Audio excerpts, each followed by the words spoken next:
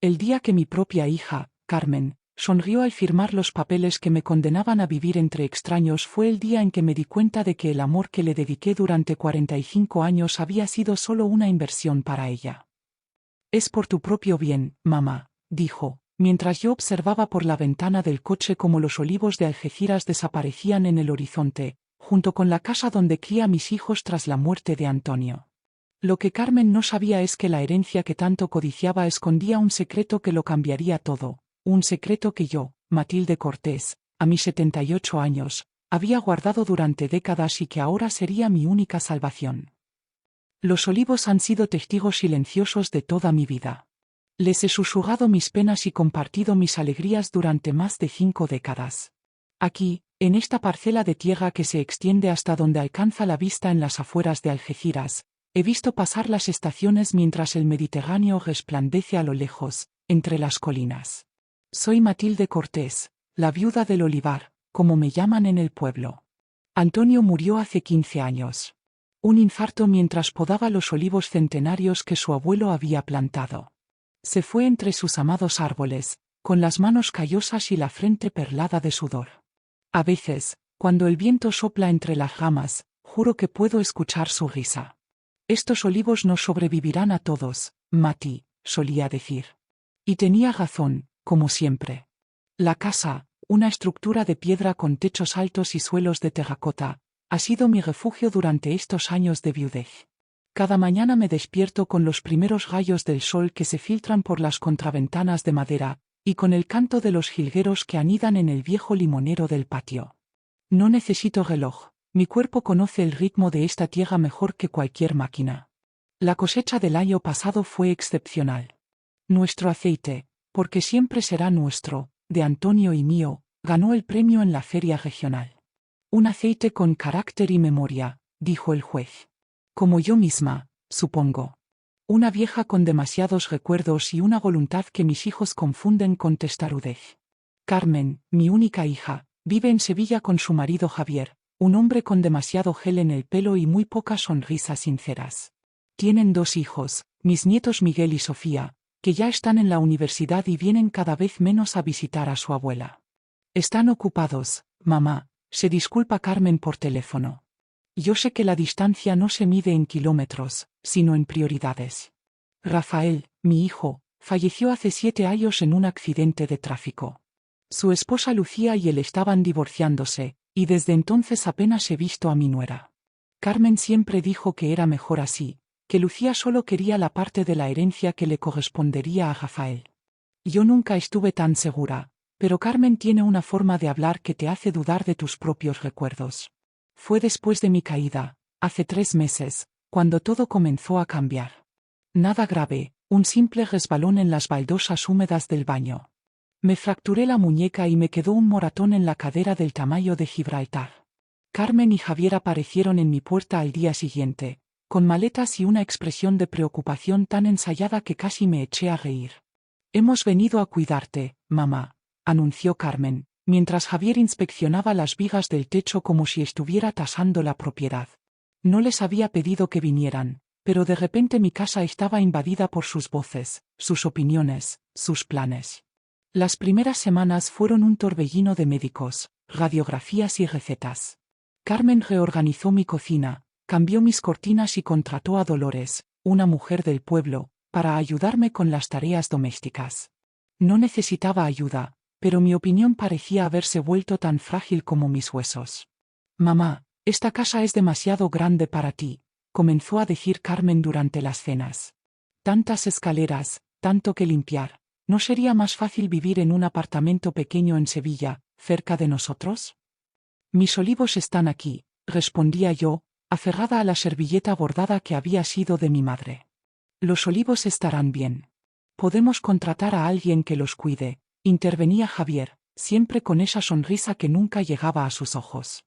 O venderlos a alguna empresa que sepa sacarles rendimiento. Esta tierra vale una fortuna, Matilde.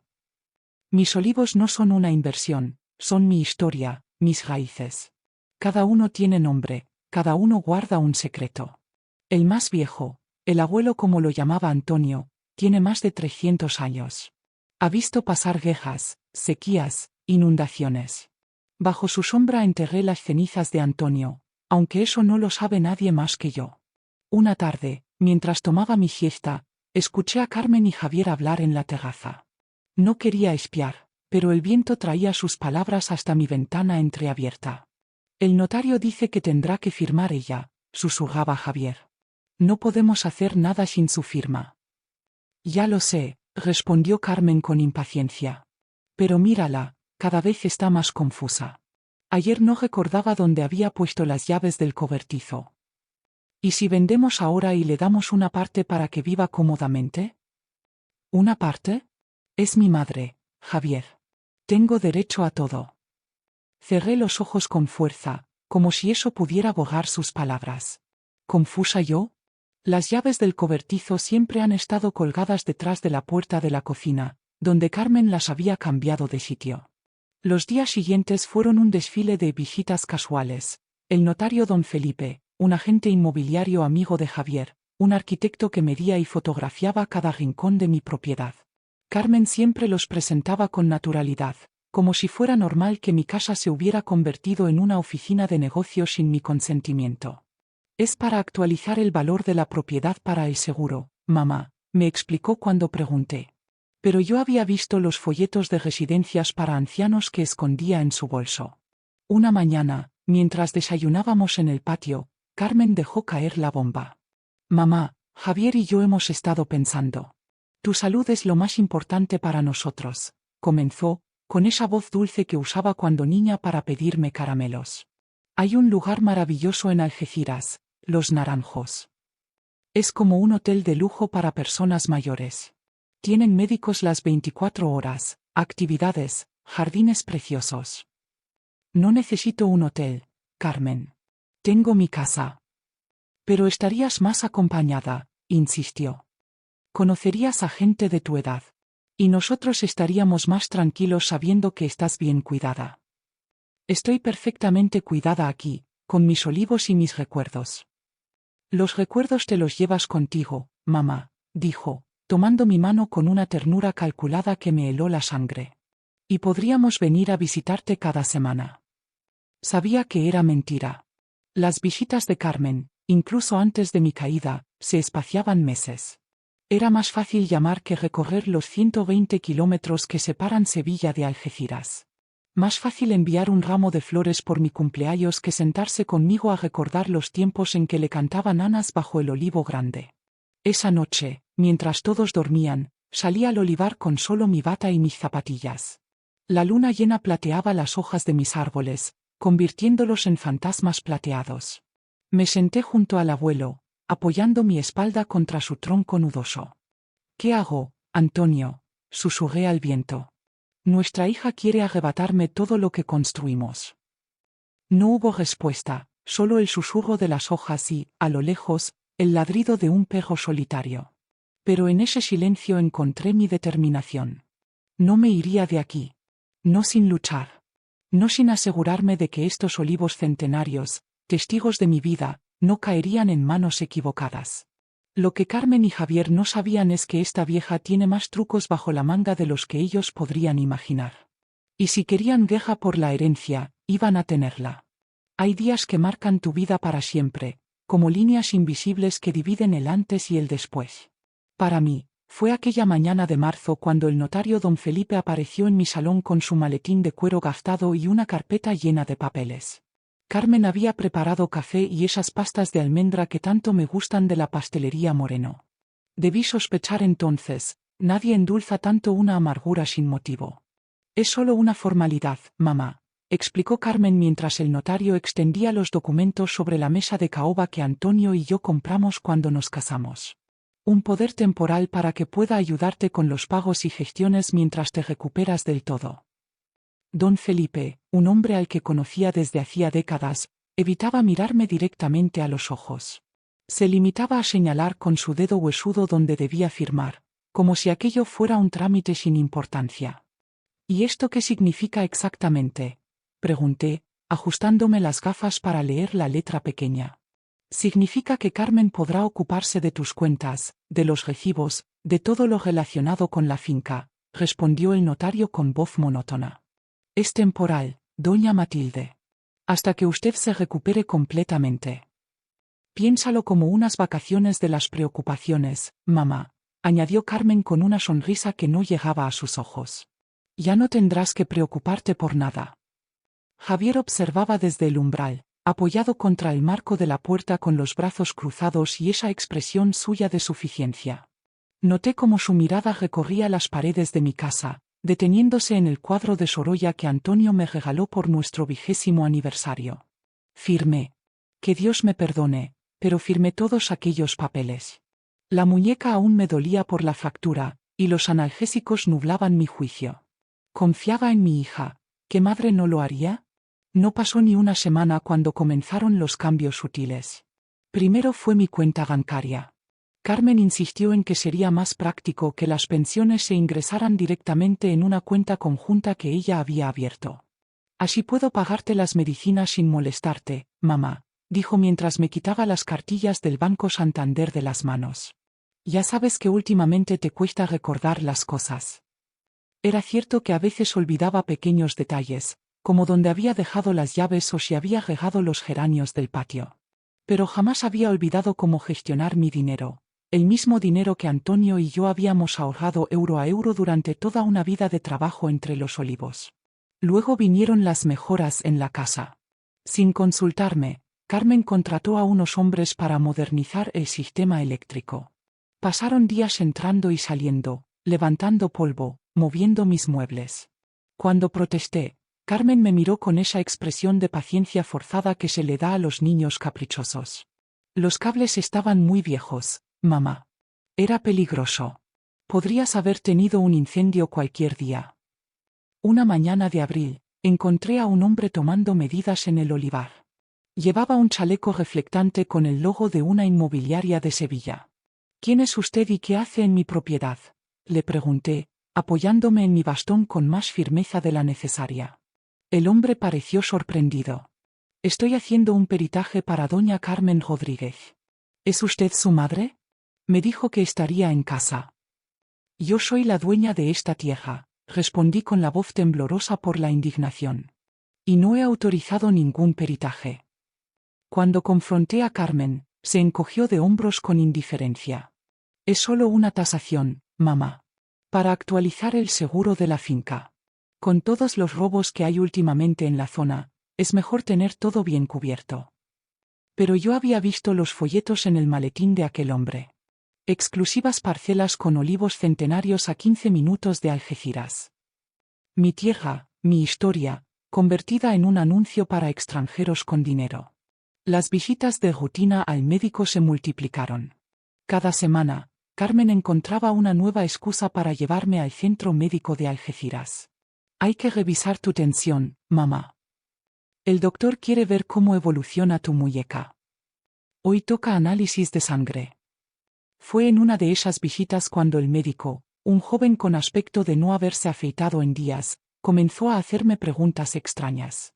Doña Matilde, ¿sabe qué día es hoy?, preguntó mientras anotaba algo en su ordenador. Martes 17 de abril, respondí con fastidio. ¿Y quién es el presidente del gobierno? Mariano Rajoy, aunque ojalá no lo fuera, contesté, arrancando una sonrisa involuntaria al joven doctor. Carmen, sentada junto a mí, intervino inmediatamente. Doctor García, le dije que mi madre tiene días buenos y días malos. Ayer mismo no recordaba dónde había puesto sus gafas, y estaban sobre su cabeza. El médico asintió con aire profesional. Es normal a su edad, doña Carmen. Pero de momento su madre está perfectamente orientada. Vi la decepción en los ojos de mi hija, una sombra fugaz que me heló la sangre. Fue a principios de mayo cuando Carmen y Javier aparecieron con la noticia. Te hemos inscrito en un programa especial en Los Naranjos, mamá, anunció Carmen durante la cena. Es como un balneario para personas mayores. Estarás 15 días, con tratamientos, masajes, actividades. Te vendrá bien para terminar de recuperarte. No necesito ningún balneario, protesté. Estoy perfectamente aquí. Por supuesto que lo estás, intervino Javier con su falsa cordialidad. Pero este programa es exclusivo, Matilde. Hay lista de espera, pero Carmen ha movido algunos hilos y te han dado plaza. Mientras estés allí, aprovecharemos para pintar la casa, añadió Carmen. Será una sorpresa agradable cuando vuelvas. No quería ir. Dios sabe que me resistí. Pero la presión constante, las llamadas telefónicas preocupadas de mis nietos, a quienes evidentemente Carmen había aleccionado, y el cansancio acumulado de luchar contra mi propia hija acabaron por doblegarme. La mañana que me llevaron a Los Naranjos amaneció nublada, como si el cielo compartiera mi desazón. Carmen había hecho mi maleta, solo lo imprescindible, mamá, tienen de todo allí, y había insistido en que dejara mis joyas en casa para no perderlas. Al cruzar el umbral de la que había sido mi hogar durante más de 50 años, tuve un presentimiento oscuro. Me detuve y observé cada detalle, las grietas del techo que Antonio nunca tuvo tiempo de arreglar, las manchas de sol en el suelo de terracota, el olor a jazmín que entraba desde el patio. ¿Olvidaste algo, mamá?, preguntó Carmen con impaciencia. Solo me despido, respondí con un nudo en la garganta.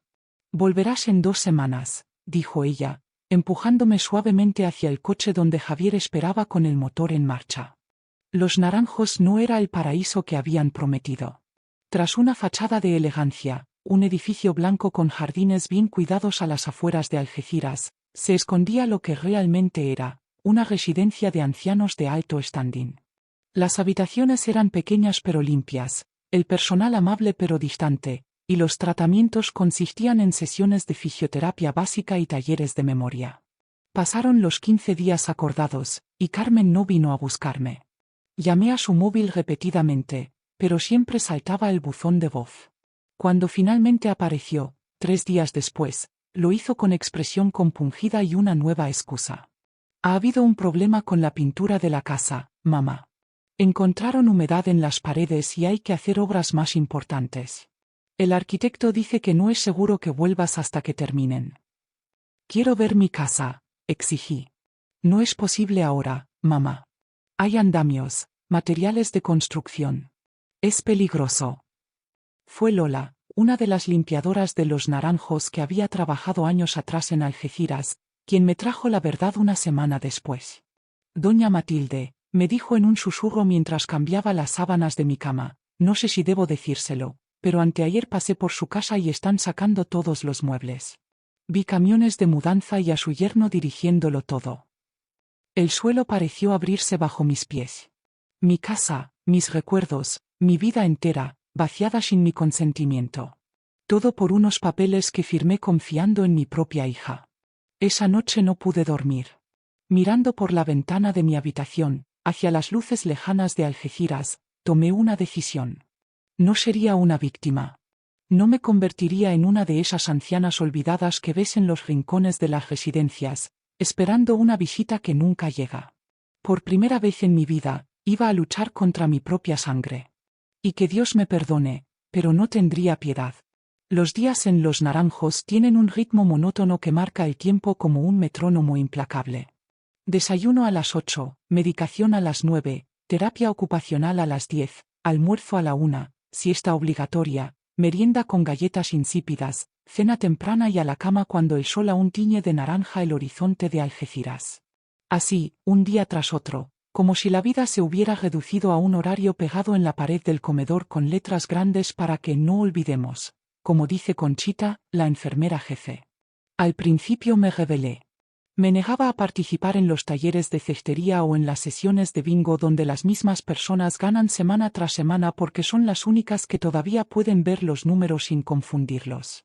Pasaba horas sentada junto a la ventana de mi habitación, observando el jardín donde los naranjos que dan nombre a este lugar dan una sombra que nadie aprovecha. Esperaba. Esperaba que Carmen apareciera, que reconociera su error, que me llevara de vuelta a mi olivar. Pero las visitas de mi hija se espaciaron como gotas de agua en tiempos de sequía. Al principio venía cada 3 días, siempre con una excusa para marcharse pronto. Tengo que recoger a los niños, hay mucho tráfico para volver a Sevilla, Javier me espera para una cena importante. Luego pasó a visitarme una vez por semana, después cada 15 días. Ahora hace más de un mes que no veo su rostro. Tu hija es la que tiene la inmobiliaria, ¿verdad? Me preguntó un día doña Pilar, una viuda de Tarifa con artrosis y lengua afilada. La vi en el periódico local, anunciando unas parcelas con olivos centenarios. Decía que eran una oportunidad única. El dolor que sentí fue como un puñal entre las costillas. Mis olivos, mis árboles, la tierra que Antonio y yo cuidamos durante décadas, convertidos en un anuncio en papel satinado. Mi hija no tiene ninguna inmobiliaria, respondí con la poca dignidad que me quedaba. Debe confundirla con otra persona. Pero sabía que Pilar tenía razón. Carmen, mi Carmen, la niña que acunaba bajo el olivo grande en las tardes de verano, me había despojado de todo. Fue en el taller de pintura donde conocí a don Eduardo. Un hombre alto y delgado, con el pelo blanco peinado hacia atrás y unas manos elegantes manchadas por la edad pero firmes al sostener el pincel. Pintaba siempre el mismo cuadro, un tribunal vacío, con la luz entrando por ventanales altos. 40 años como abogado, me explicó cuando me senté a su lado. Y ahora mi hijo dirige el bufete que fundé con estos dedos. Dice que tengo demencia. ¿Sabe cuántos casos gané en el Supremo, doña Matilde? 23. Un récord en Andalucía. Había algo en don Eduardo que me recordaba a Antonio. Quizás era su forma de hablar, pausada pero precisa, o el respeto con que trataba a todo el mundo, desde la directora hasta el jardinero. Nos hicimos amigos, si es que a nuestra edad todavía se puede usar esa palabra sin que suene a inocencia perdida.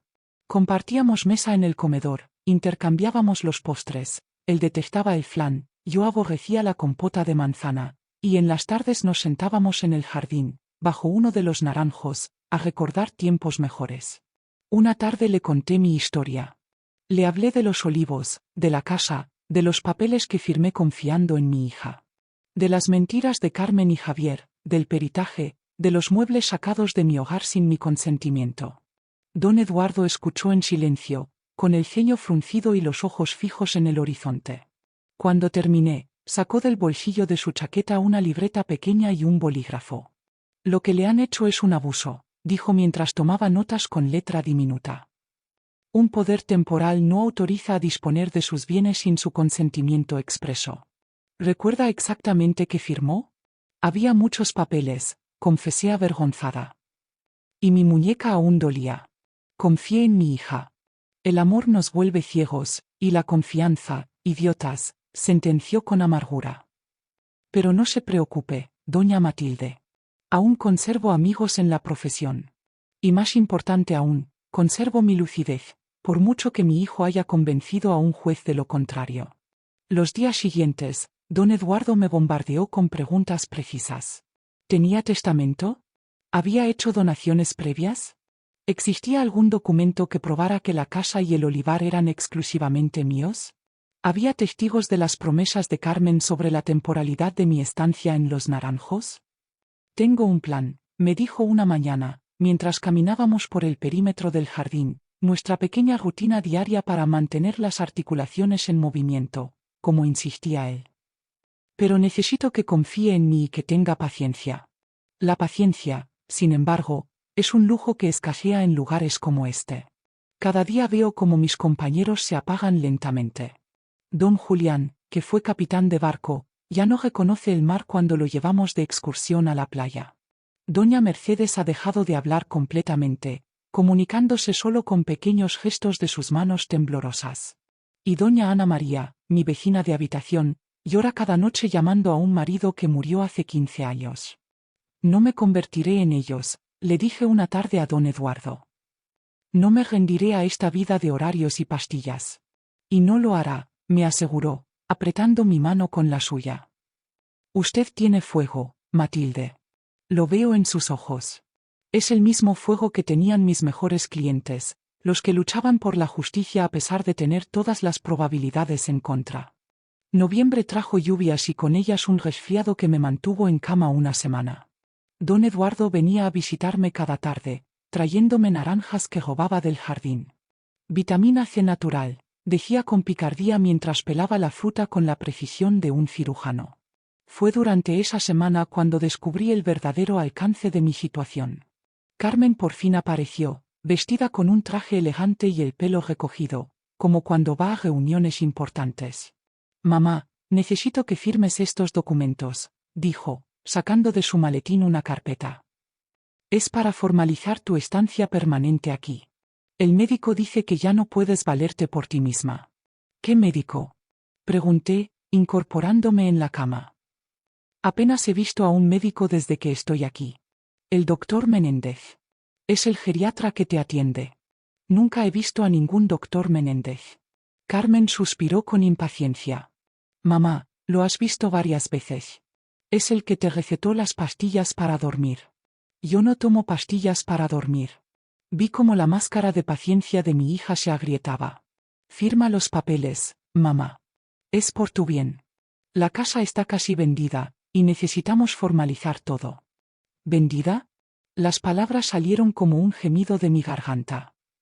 ¿Has vendido mi casa sin mi permiso? Nuestra casa, mamá. La casa familiar. Y tengo tu poder, ¿recuerdas? El dinero de la venta pagará tu estancia aquí por muchos años. Estarás bien cuidada. Sácame de aquí, Carmen, supliqué, tomando su mano. Llévame a mi casa, con mis olivos. No me obligues a vivir así. Por un momento, un brevísimo instante, creí ver duda en sus ojos. Pero se esfumó tan rápido como había aparecido. Esta es tu casa ahora, mamá. Los olivos necesitan gente joven que los cuide. Tú necesitas descansar. Se marchó sin obtener mi firma, prometiendo volver en unos días cuando esté más razonable. Lloré hasta quedarme sin lágrimas, abrazada a la almohada que olía a desinfectante industrial y no a las lavandas que plantaba en mi jardín. Don Eduardo encontró los documentos que Carmen había dejado accidentalmente sobre mi mesilla. Los leyó con detenimiento, el ceño cada vez más fruncido. Esto es más grave de lo que pensaba, dijo finalmente. Quieren declararla incapaz. Han falsificado informes médicos para justificar su internamiento permanente. ¿Pueden hacerlo? Podrían, si no tuviéramos unas bajo la manga, respondió, y por primera vez desde que lo conocía, vi una sonrisa genuina iluminar su rostro. Doña Matilde, ¿le gustaría escuchar mi plan para recuperar su vida y darle a su hija una lección que nunca olvidará? En ese momento, mientras la lluvia golpeaba contra la ventana y el olor a naranjas llenaba la habitación, sentí que la esperanza renacía en mi pecho. Ya no era solo una vieja abandonada entre extraños. Era Matilde Cortés, la viuda del olivar, y aún me quedaba una última batalla por librar. Si hay algo que desgarra el alma de una abuela es la ausencia de sus nietos. Miguel y Sofía fueron la luz de mis ojos desde que nacieron. Los crié durante los veranos en el olivar mientras Carmen y Javier viajaban por trabajo o placer. Les enseñé a distinguir una aceituna lista para ser recogida, les conté historias bajo las estrellas de Algeciras, curé sus rodillas raspadas cuando caían persiguiendo lagartijas entre los árboles. Ahora, su ausencia duele más que cualquier hueso roto. La última vez que vi a Miguel fue hace 3 meses, poco después de mi llegada a Los Naranjos. Apareció un domingo por la tarde, con su chaqueta universitaria y ese aire distraído tan propio de sus 20 años. Traía un libro de García Márquez que yo le había mencionado alguna vez. Abuela, te he traído esto, dijo, entregándome el ejemplar de El amor en los tiempos del cólera con evidente incomodidad. Mamá me dijo que te gusta leer ahora. Me sorprendió ese ahora, como si la lectura fuera una afición recién descubierta y no algo que he hecho toda mi vida. La biblioteca de mi casa, de la que fue mi casa, contiene más de 300 libros, muchos de ellos con mis anotaciones en los márgenes. Gracias, cariño, respondí, acariciando su mejilla áspera por una barba incipiente. ¿Cómo van tus estudios de derecho? Miguel se encogió de hombros. Bien, supongo.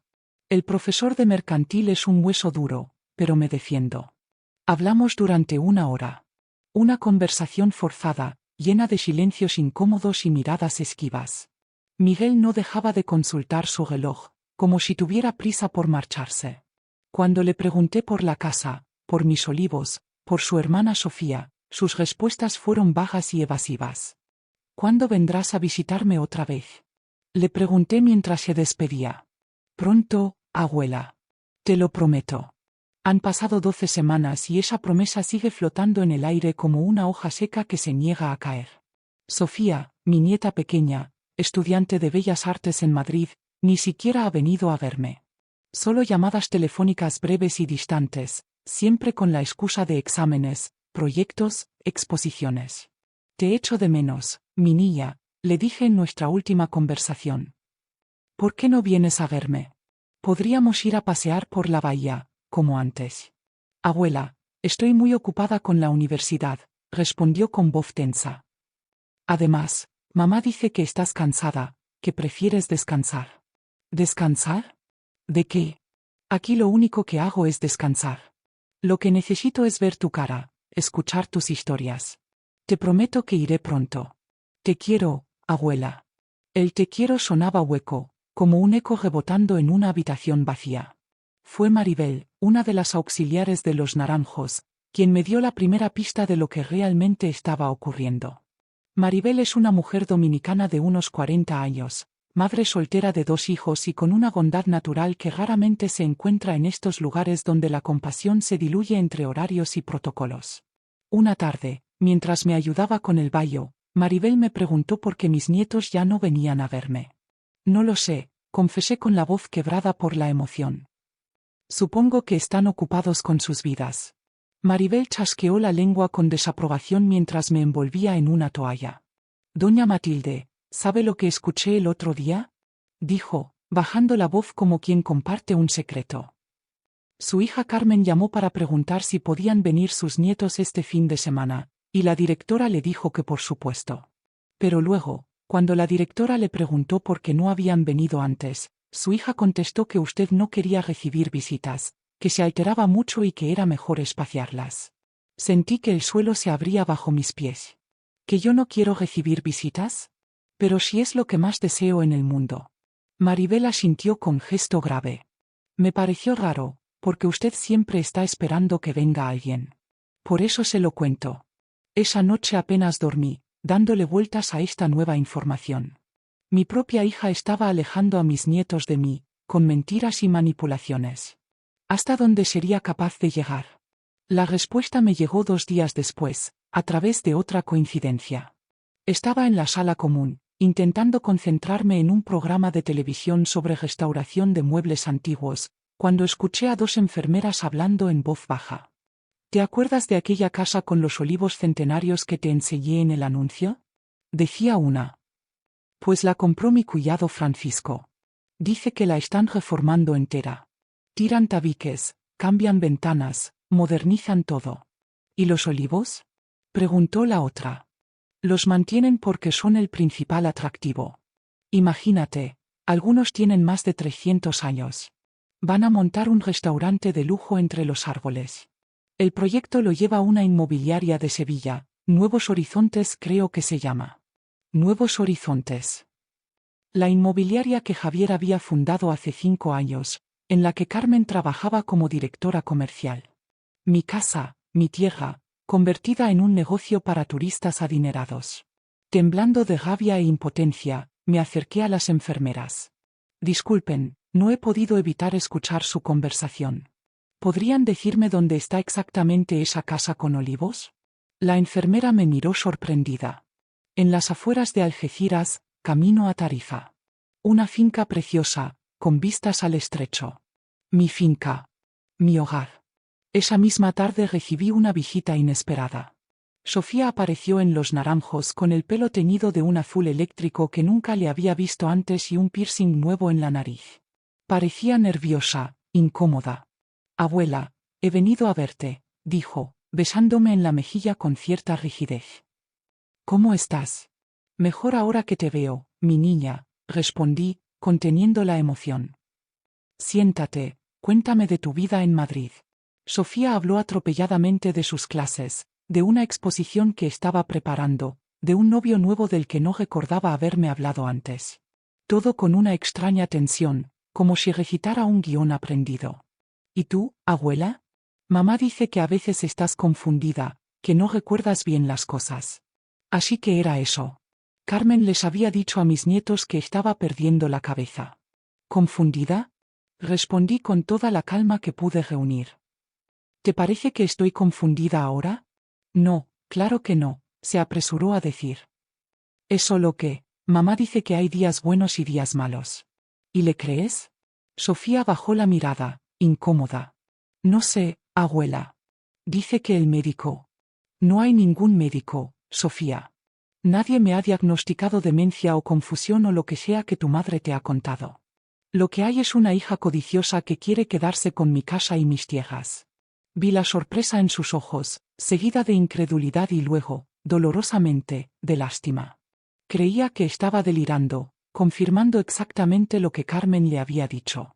Sofía, mírame a los ojos, le pedí, tomando sus manos entre las mías. ¿Sabías que están reformando mi casa para convertirla en un restaurante? ¿Que han talado algunos de mis olivos para hacer un aparcamiento? Abuela, nadie ha talado olivos, respondió con el tono paciente que se usa con los niños o los locos. La casa necesitaba reformas, eso es todo. Mamá dice que cuando esté lista, podrás volver si quieres. Otra mentira. Una más entre tantas. ¿Podrías hacerme un favor? Le pregunté. Ve a ver la casa. Ve con tus propios ojos lo que están haciendo. No le digas a tu madre que vas, simplemente pasa por allí como quien no quiere la cosa. Y después, si sigues pensando que estoy confundida, no vuelvas a visitarme nunca más. Sofía se mordió el labio, un gesto que hacía desde niña cuando se sentía atrapada en una situación difícil. No sé, abuela. Por favor. Es lo único que te pediré jamás. Finalmente asintió, más por compromiso que por convicción. Nos despedimos con un abrazo que se sintió como el último, y la vi marcharse con la certeza de que Carmen la convencería de que su abuela estaba completamente loca. Esa noche, mientras las luces de los naranjos se apagaban una a una y el silencio solo era interrumpido por los ronquidos de doña Amelia en la habitación contigua, tomé una decisión.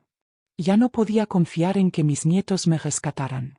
Ellos también eran víctimas de las mentiras de Carmen, prisioneros de una lealtad familiar distorsionada. Don Eduardo tenía razón. Necesitábamos pruebas, documentos, testigos. Necesitábamos un plan que no dependiera de la buena voluntad de nadie. Y lo más importante, necesitábamos actuar pronto, antes de que los olivos centenarios que había plantado el abuelo de Antonio fueran testigos mudos de cómo se borraba para siempre la historia de nuestra familia. Siempre fui más astuta de lo que mi familia creía. Antonio solía decirme, entre risas, que yo tenía vista de águila y memoria de elefante. No se equivocaba. Detrás de mis gafas de montura anticuada y mis manos con manchas de la edad, se esconde una mujer que ha sabido leer entre líneas toda su vida. Y escribir entre ellas también. Comenzó como un hábito inocente, poco después de la muerte de Antonio. El silencio de la casa se volvió insoportable, y empecé a hablar con un cuaderno de tapas azules que había comprado en la papelería Márquez de Algeciras. Cada noche, antes de dormir, volcaba en él mis pensamientos, mis miedos, mis alegrías pequeñas. La primera flor del almendro, una visita inesperada de los nietos, el sabor del primer aceite de la temporada. A lo largo de 15 años, llené 27 cuadernos idénticos. Los guardaba en una caja de madera tallada que Antonio me regaló en nuestro 30º aniversario, bajo la tabla suelta del suelo de nuestro dormitorio. Un escondite infantil, quizás, pero eficaz. Carmen nunca supo de su existencia. Fue en el 12º cuaderno cuando comencé a sospechar. Pequeños comentarios de Carmen sobre lo grande que era la casa para mí sola. Preguntas aparentemente casuales de Javier sobre el valor de la finca. La forma en que miraban los olivos cuando creían que yo no prestaba atención, con ese brillo codicioso que no se puede disimular. Hoy Carmen ha vuelto a sugerir que venda la casa y me mude a un apartamento en Sevilla, escribí una noche de marzo de 2008. Dice que estaría más cerca de ellos, que la soledad no es buena para mí. Pero sus ojos dicen otra cosa. No ven a una madre, ven una propiedad, un negocio, una herencia anticipada. Fue entonces cuando decidí visitar a don Ramón Aguirre, notario de Algeciras y amigo de Antonio desde la infancia. Un hombre discreto, de moral inquebrantable y con una comprensión profunda de la naturaleza humana. Le llevé una botella de anís y una tarta de almendras hecha con mis propias manos. Ramón, le dije tras los saludos formales y las preguntas sobre la salud. Necesito tu consejo, y quizás tu ayuda. Le conté mis sospechas, mis miedos. Le hablé de los comentarios insistentes de Carmen, de las miradas evaluadoras de Javier, de cómo sentía que esperaban mi muerte para repartirse lo que Antonio y yo habíamos construido con esfuerzo. Don Ramón me escuchó sin interrumpir, con esa calma de quien ha oído historias similares 1000 veces. Matilde, lamentablemente no es la primera vez que veo esto, dijo finalmente, limpiándose las gafas con un pañuelo inmaculado. Los hijos ven a sus padres mayores como un obstáculo, y el patrimonio familiar como algo que les pertenece por derecho anticipado. ¿Qué puedo hacer? Un testamento blindado, respondió sin dudar. Y algunas medidas adicionales. Durante los siguientes meses, don Ramón y yo trabajamos en secreto. Preparamos un testamento que Carmen desconocía por completo, con cláusulas específicas que protegían mi voluntad más allá de mi muerte. Pero lo más importante fue el documento adicional, un codicilo que solo se activaría en determinadas circunstancias. Si alguna vez firmas un poder notarial a favor de Carmen, me advirtió don Ramón, este documento será tu seguro de vida. El codicilo especificaba que cualquier poder otorgado bajo presión o manipulación quedaba automáticamente revocado. Incluía una lista detallada de señales de alarma, la venta no autorizada de la propiedad, mi internamiento en una residencia sin consentimiento explícito, la disposición de mis bienes personales sin mi aprobación expresa.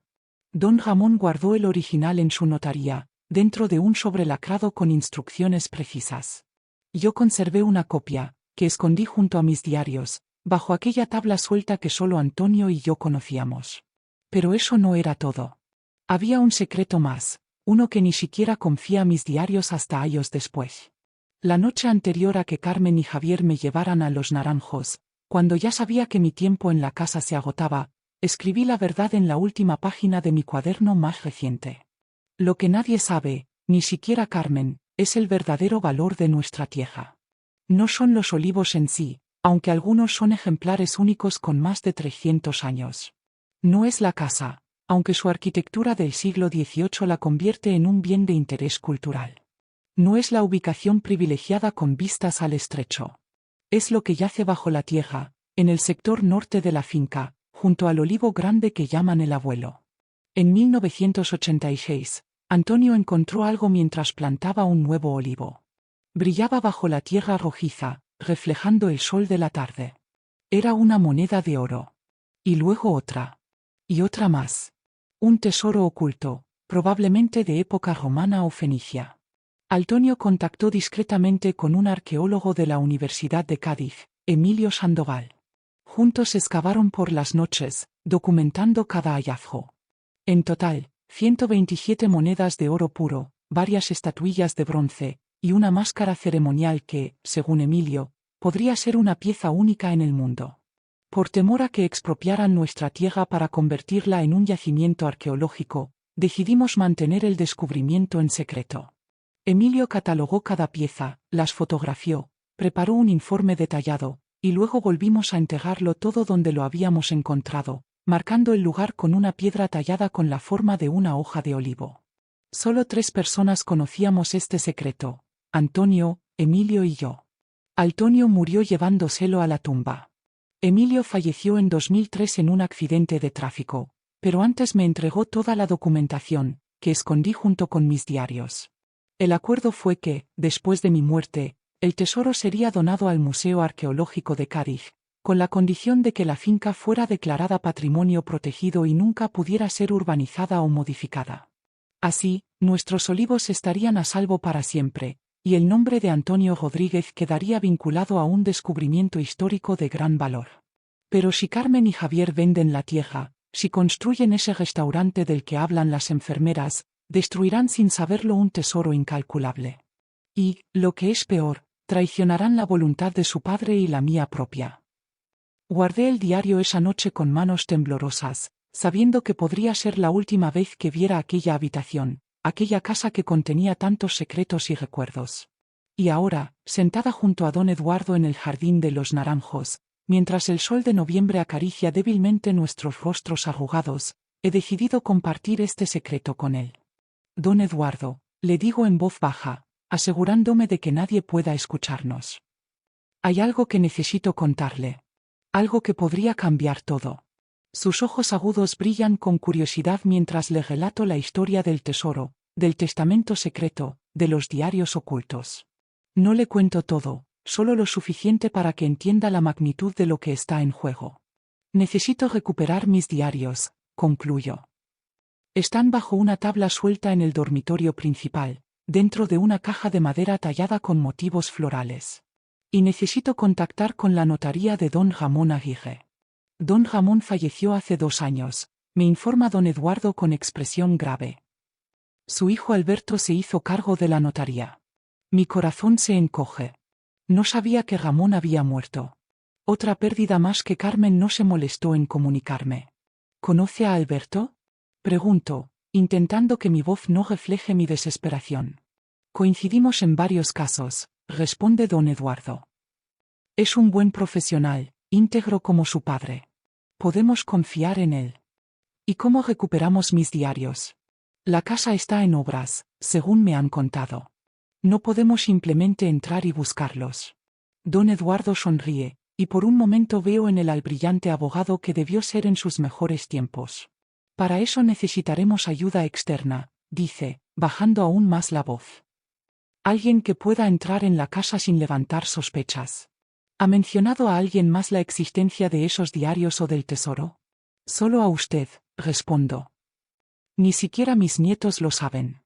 Sus nietos, murmura don Eduardo, como si acabara de ocurrírsele algo. ¿No dijo que su nieta Sofía estudia Bellas Artes? ¿Y que le prometió visitar la casa? Asiento, comenzando a entender su línea de pensamiento. Un estudiante de arte interesado en la arquitectura tradicional andaluza, continúa. Una visita académica para documentar la casa antes de su renovación. Nadie sospecharía. Pero Carmen le ha llenado la cabeza de mentiras sobre mí, objetó. Cree que estoy confundida, que imagino cosas. Entonces tendremos que darle pruebas de lo contrario, responde don Eduardo con determinación. Y sé exactamente por dónde empezar. Por primera vez en meses, siento que la esperanza renace en mi pecho. Como el brote verde que surge tras el invierno más crudo, como la primera aceituna que madura en la rama. El olivo puede doblarse, susurro, recordando el viejo refrán que Antonio repetía en tiempos difíciles, pero sus raíces son profundas. Don Eduardo asiente, comprendiendo el significado oculto en mis palabras. Las raíces de mi vida, de mi verdad, están más profundas de lo que Carmen jamás imaginó. Y ahora, con ayuda inesperada, estoy lista para reclamar lo que es mío por derecho. Dicen que la vida te sorprende cuando menos lo esperas. En mi caso, la sorpresa llegó un martes de diciembre, bajo la forma de una mujer menuda con el pelo recogido en una trenza y ojos que habían llorado demasiado. Doña Matilde, dijo la recepcionista de Los Naranjos asomándose a la sala donde don Eduardo y yo jugábamos al ajedrez. Tiene una visita. Alcé la vista, esperando ver a Carmen con más papeles para firmar o quizás a Sofía con más excusas aprendidas de memoria. Pero quien apareció en el umbral fue Lucía, mi nuera, la viuda de mi Rafael. Hacía casi 5 años que no la veía, desde el 3er aniversario de la muerte de mi hijo. Estaba más delgada, con algunas canas prematuras en su pelo castaño, pero seguía teniendo esa dignidad serena que siempre admiré en ella. Lucía, susurré, sin poder creer lo que veían mis ojos. Se acercó con pasos indecisos, como si temiera mi reacción. Don Eduardo, siempre atento, se levantó discretamente. Les dejaré a solas, dijo, pero tomé su brazo. No, quédate, pedí. Lucía, este es don Eduardo Mendoza, mi abogado y amigo. ¿Abogado? Preguntó Lucía, estrechando la mano que don Eduardo le ofrecía. En retirado, aclaré rápidamente, pero un experto en leyes. Siéntate, por favor. ¿Cómo me has encontrado? Lucía se sentó frente a mí, sus manos inquietas sobre su regazo. Tenía un aire frágil, pero en sus ojos brillaba una determinación que reconocí de inmediato. Era la misma mirada que tenía cuando defendía a Rafael en sus discusiones con Carmen. No fue fácil, comenzó. Hacía años que intentaba contactar contigo, pero siempre me encontraba con un muro. Carmen me decía que estabas cansada, que preferías no recibir visitas, que te molestaba recordar el pasado. Mentiras, interrumpí con amargura. Todo mentiras. Lo sé ahora, asintió Lucía. Pero durante mucho tiempo le creí. Después del accidente de Rafael, quedé destrozada. Apenas podía ocuparme de mí misma, mucho menos enfrentarme a Carmen. Ella siempre tuvo esa capacidad para manipular situaciones, para hacer parecer que sus decisiones eran las únicas sensatas. Una lágrima solitaria rodó por su mejilla. La secó con un gesto rápido, como avergonzada de su debilidad. Fue por casualidad que descubrí la verdad, continuó. Hace 3 semanas, estaba en el mercado de Tarifa cuando escuché a una mujer hablar sobre una propiedad con olivos centenarios que estaban remodelando para convertirla en un restaurante de lujo. Describía con tanto detalle la casa que supe inmediatamente que era la tuya. Pregunté, y me confirmaron que la propiedad había sido vendida por Carmen y su marido. No podía creerlo. Sabía cuánto amabas esa casa, cuánto significaban para ti esos olivos. Los olivos son mi vida, murmuré. Rafael lo entendía. Sí, lo entendía, concordó Lucía con una sonrisa triste. Me hablaba del olivar como si fuera un miembro más de la familia. De cómo aprendió a podar bajo la supervisión de su padre, de las cosechas buenas y malas, de las noches de verano contando estrellas entre los árboles. Su voz se quebró. Don Eduardo le ofreció un pañuelo que ella aceptó con un gesto de gratitud. Cuando me enteré de la venta, supe que algo no cuadraba, prosiguió después de recuperar la compostura. Llamé a Carmen para preguntarle. Me dijo que estabas viviendo en una residencia de lujo, que la decisión de vender había sido tuya, que estabas encantada con el trato. Pero la conocía lo suficiente para detectar la mentira en su voz. ¿Y cómo me encontraste? Pregunté. No fue fácil. Carmen se negó a darme la dirección de Los Naranjos. Dijo que estabas delicada, que las visitas te alteraban, que los médicos habían recomendado tranquilidad absoluta. Así que recurrí a Miguel. ¿Mi nieto? Lucía asintió. Siempre tuvimos buena relación, incluso después de distanciarnos. Le mandé un mensaje preguntando por ti, diciéndole que quería enviarte un regalo por tu cumpleaños. Fue él quien me dio la dirección, aunque me advirtió que la abuela a veces no reconoce a las personas. Otra mentira de Carmen, supongo. Una más entre tantas, confirmé con amargura. Les ha hecho creer a todos que estoy senil, que imagino cosas, que no puedo tomar mis propias decisiones. Don Eduardo, que había permanecido en silencio, intervino entonces. Señora Lucía, su visita no podría ser más oportuna. Estábamos precisamente buscando aliados en nuestra causa. Pasamos la siguiente hora poniéndola al día sobre todo lo ocurrido, el poder notarial arrancado con engaños, la venta de la casa sin mi consentimiento, los intentos de declararme incapaz, mi reclusión forzosa en Los Naranjos. Con cada revelación, el rostro de Lucía reflejaba más indignación. Es monstruoso, dijo finalmente. ¿Cómo puede hacerte esto tu propia hija? La codicia ciega más que la oscuridad, respondí, repitiendo un viejo refrán que Antonio solía decir. Necesitamos actuar rápido, intervino don Eduardo. Ya he contactado con Alberto Aguirre, el hijo de don Ramón y actual notario. Revisará los archivos de su padre para localizar el testamento original de doña Matilde y el codicilo. Pero aún necesitamos recuperar los diarios y la documentación del tesoro arqueológico. ¿Tesoro arqueológico? Preguntó Lucía con sorpresa. Le conté entonces sobre el hallazgo de Antonio, las monedas romanas, las estatuillas de bronce, la máscara ceremonial. Le hablé de nuestro acuerdo con el arqueólogo Emilio Sandoval y del plan para donar todo al Museo Arqueológico tras mi muerte. Rafael nunca mencionó nada de esto, dijo Lucía, asombrada. Nadie lo sabía, expliqué. Ni siquiera Carmen. Era nuestro secreto, de Antonio y mío. Y ahora es una carta que podemos jugar para proteger la tierra. Don Eduardo asintió. Si podemos probar la existencia de ese tesoro, la Consejería de Cultura intervendrá inmediatamente. Declararán la finca como yacimiento arqueológico protegido, y cualquier obra quedará paralizada. Pero para eso necesitamos mis diarios y la documentación de Emilio. Todo está escondido en la casa, bajo una tabla suelta del dormitorio principal. Lucía nos miró alternativamente, con una nueva luz en sus ojos. Puedo entrar en la casa, dijo con determinación. Soy familia, después de todo. Nadie sospechará si digo que quiero despedirme del lugar donde vivió mi marido. Es arriesgado, advirtió don Eduardo. Si Carmen se entera. Carmen no tiene por qué enterarse, interrumpió Lucía. Puedo contactar directamente con los arquitectos o constructores. Mostrar interés profesional. Soy restauradora de arte, trabajo en el Museo de Cádiz. Podría decir que quiero documentar los elementos originales de la casa antes de la renovación. Don Eduardo y yo intercambiamos una mirada de aprobación. Era exactamente el tipo de coartada que necesitábamos. Hay algo más que deberías saber, dijo Lucía, y su voz adoptó un tono más grave. No soy la única que sospecha de Carmen. Sofía me llamó hace unos días, muy alterada. Fue a ver la casa, como le pediste, Matilde. Lo que vio la dejó horrorizada.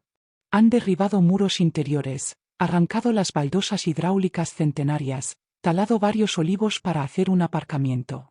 Está devastada, siente que le han mentido.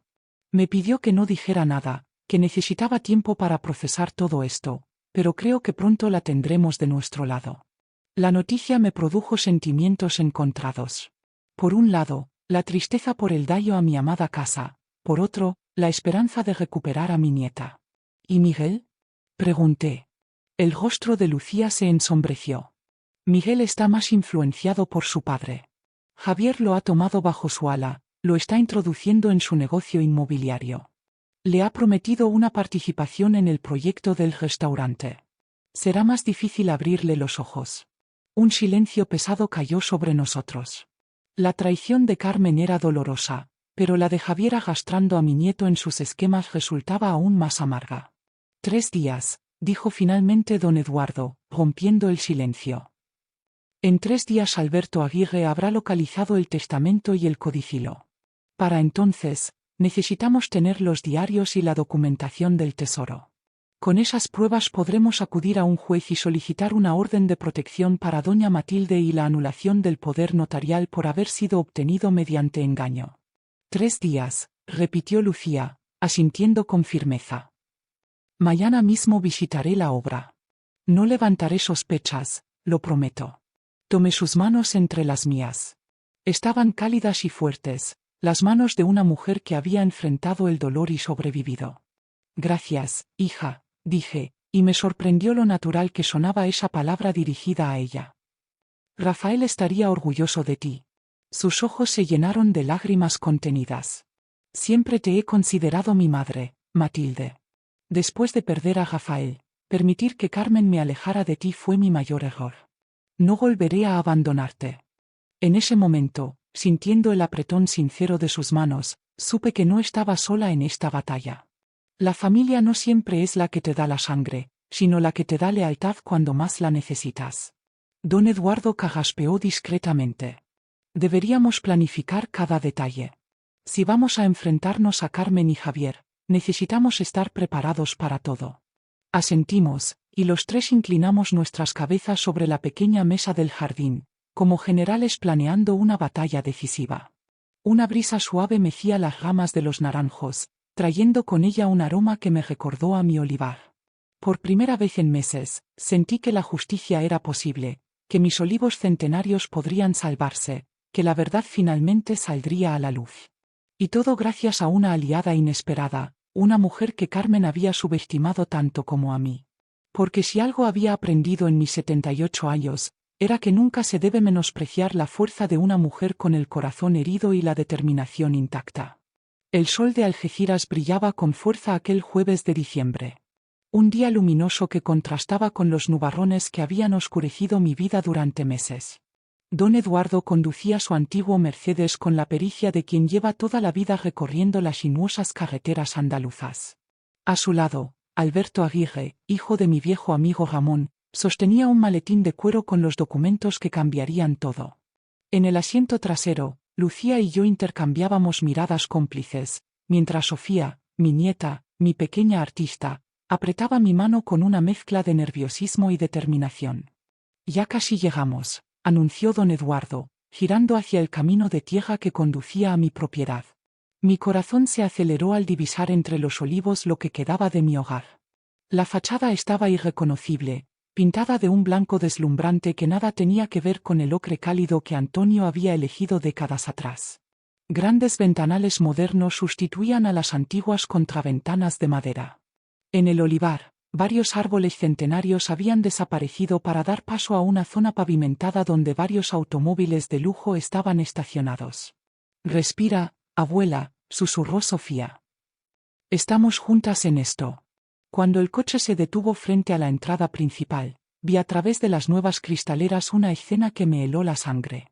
Carmen, elegante con un traje sastre color burdeos, señalaba entusiasmada diversos puntos de la casa a un grupo de personas vestidas con la opulencia discreta del dinero antiguo.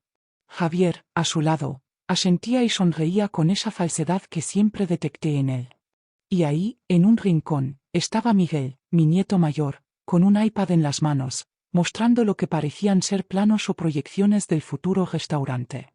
«Es ahora o nunca», dijo don Eduardo, apagando el motor. Bajamos del coche con la solemnidad de quien acude a una batalla decisiva. Lucía llevaba en sus manos la caja de madera tallada que contenía mis diarios y los documentos del arqueólogo Emilio. La habíamos recuperado 3 días antes, en una operación casi clandestina que demostraba que mi nuera tenía madera de espía además de restauradora de arte. El crujido de la grava bajo nuestros pies alertó a los presentes. Vi cómo el rostro de Carmen pasaba de la sorpresa al horror en cuestión de segundos. Sus ojos se detuvieron en mí, luego en Sofía, en Lucía, en Alberto y finalmente en don Eduardo con su bastón y su dignidad de jurista veterano. «¿Mamá?», balbuceó, acercándose con pasos vacilantes. «¿Qué haces aquí? Deberías estar en la residencia. ¿No estás bien para...?» «Estoy perfectamente bien, Carmen», la interrumpí con una voz que sonó más firme de lo que esperaba. «Lo suficientemente bien para impedir que sigas rogándome lo que es mío». Los invitados, evidentemente incómodos, intercambiaron miradas confusas. Javier se apresuró a intervenir, con su falsa cordialidad de vendedor experimentado. «Matilde, qué sorpresa tan inesperada», dijo, acercándose para tomarme del brazo, gesto que evité con un paso atrás. «Estábamos justamente comentando lo mucho que te gustará el restaurante cuando esté terminado. Será un homenaje a la tradición olivarera de la familia». «No habrá ningún restaurante, Javier», respondió don Eduardo, avanzando hasta quedar frente a él. «Esta propiedad no está en venta, ni lo estará». Alberto Aguirre dio un paso adelante, abriendo su maletín para extraer un documento con sellos oficiales. «Soy Alberto Aguirre, notario de Algeciras», se presentó con voz profesional. «Tengo aquí el testamento original de doña Matilde Cortés, así como un codicilo especial que revoca cualquier poder notarial obtenido mediante coacción o engaño. Además», añadió, sacando otro documento, «tengo una orden judicial provisional que prohíbe cualquier transacción relacionada con esta propiedad hasta que se resuelva la demanda por apropiación indebida». El rostro de Carmen se descompuso. Sus manos comenzaron a temblar visiblemente. «Esto es ridículo», intervino Javier, intentando mantener la calma. «Matilde nos dio un poder notarial perfectamente legal. Está confundida, los médicos lo han certificado». «¿Qué médicos, Javier?», preguntó Lucía con una calma glacial. «¿El doctor Menéndez que nunca existió? ¿Los supuestos geriatras que diagnosticaron una demencia que nadie ha podido confirmar?». Sofía dio un paso adelante, enfrentándose a su madre con la barbilla alzada. «Me mentiste, mamá. Me dijiste que la abuela estaba confusa, que no recordaba cosas. Es mentira. Está perfectamente lúcida. Me dijiste que quería estar en Los Naranjos, que era feliz allí. También mentira. No sabes lo que dices, Sofía», respondió Carmen con desesperación. «Tu abuela necesita cuidados que nosotros no podíamos darle. Hicimos lo mejor para ella». «¿Lo mejor?», intervine, avanzando hasta quedar frente a mi hija.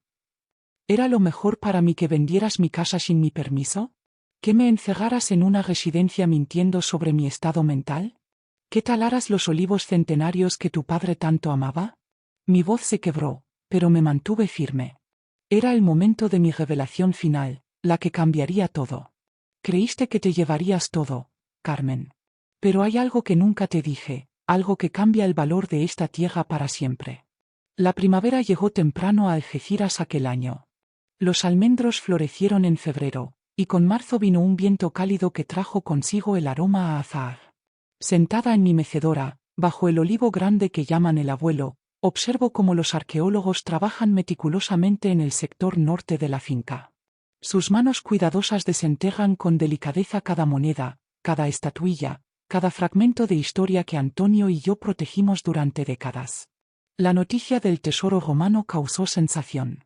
Hallazgo arqueológico excepcional en Olivar de Algeciras, titularon los periódicos. La Junta de Andalucía declaró la finca bien de interés cultural y yacimiento protegido en tiempo récord. El proyecto del restaurante quedó paralizado indefinidamente, para desesperación de Javier y los inversores que ya habían adelantado importantes sumas de dinero. Las consecuencias legales no se hicieron esperar. El juez anuló el poder notarial por haber sido obtenido mediante engaño. Mis diarios, con su registro meticuloso de las manipulaciones y presiones, resultaron ser pruebas irrefutables. Carmen y Javier enfrentaron cargos por apropiación indebida, falsificación de documentos médicos y estafa. Evitaron la prisión gracias a un acuerdo judicial, pero las multas y la devolución de lo obtenido con la venta parcial de mis bienes los dejaron al borde de la ruina. Abuela, te he traído té de menta, dice Sofía, acercándose con una bandeja. Mi nieta ha cambiado. Ya no lleva el pelo teñido de azul eléctrico, sino de un castaño natural que resalta sus ojos verdes, tan parecidos a los de Antonio.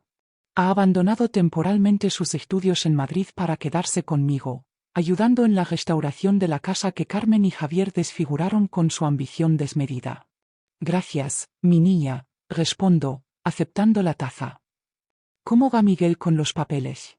Sofía sonríe, sentándose en el banquito junto a mí. Está terminando los trámites para la donación parcial al Museo de Cádiz. Dice que los abogados de la Fundación del Patrimonio Andaluz están impresionados con su minuciosidad. Miguel, mi nieto mayor, también ha cambiado. La caída de Javier le abrió los ojos. Al principio estaba furioso, se sentía utilizado, traicionado. Pero poco a poco ha ido encontrando su propio camino.